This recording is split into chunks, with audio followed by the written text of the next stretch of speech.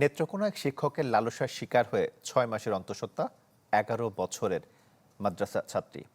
এতে দিন দিন শারীরিক অবস্থার অবনতি ঘটছে শিশুটির। মামলার 8 দিনেও ধরা পড়েনি অভিযুক্ত শিক্ষক।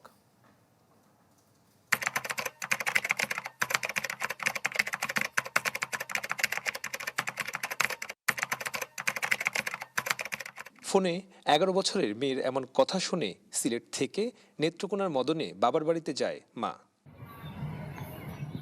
কথা বলে জানতে পারে মাদ্রাসার শিক্ষকের লালসার শিকার হয়েছেন তার আদরের সন্তান। আল্ট্রাসোনোগ্রাম করানোর পর রিপোর্ট এলে চমকে ওঠেন চিকিৎসক।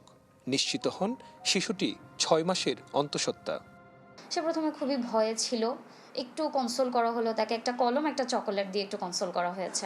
তারপরে সে আমাকে বলল, ম্যাডাম আমার পেটটা ভার ভার লাগে, কি জানি লড়ে। চিকিৎসক বলছেন পেটে বাচ্চা থাকায় শিশুটি শারীরিকভাবে অসুস্থ হয়ে পড়ছে। এই মুহূর্তে কোনো সিদ্ধান্ত নিতে পারছে না পরিবার। একটা ছোট বাচ্চা যে অলরেডি অ্যানিমিক, ম্যালনারিশড, সে আসলে কিভাবে আরেকটা বাচ্চা ক্যারি করবে, বা কিভাবে করবে, এই বাচ্চাটাকে সে ডেলিভার করবে কিভাবে। এই ঘটনায় গেল 23 এপ্রিল নেত্রকোনার মদন থানায় মাদ্রাসা শিক্ষক আমানুল্লাহ সাগরকে আসামি করে মামলা করেন ভুক্তভোগী শিশুর মা। মামলার 8 দিন পেরিয়ে গেলেও ধরা যায়নি অভিযুক্তকে।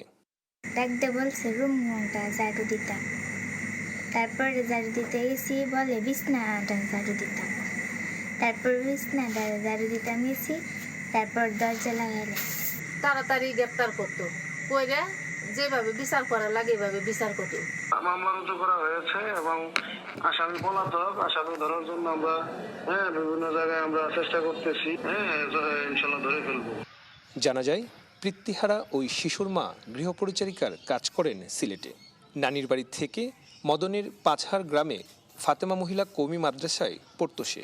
গত বছরের নভেম্বরে ওই শিক্ষকের লালসার শিকার হয় শিশুটি।